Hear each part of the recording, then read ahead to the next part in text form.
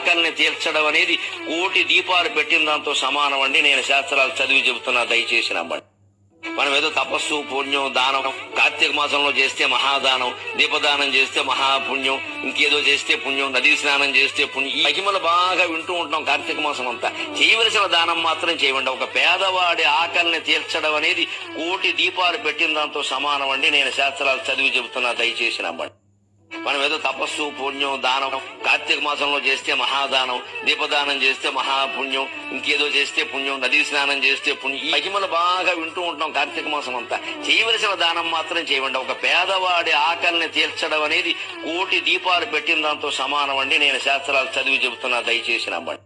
మనం ఏదో తపస్సు, పుణ్యం, దానం, కార్తీక మాసంలో చేస్తే మహాదానం, దీపదానం చేస్తే మహాపుణ్యం, ఇంకేదో చేస్తే పుణ్యం, నదీ స్నానం చేస్తే పుణ్యం, ఈ మహిమలు బాగా వింటూ ఉంటాం కార్తీక మాసం అంతా. చేయవలసిన దానం మాత్రం చేయండి. ఒక పేదవాడి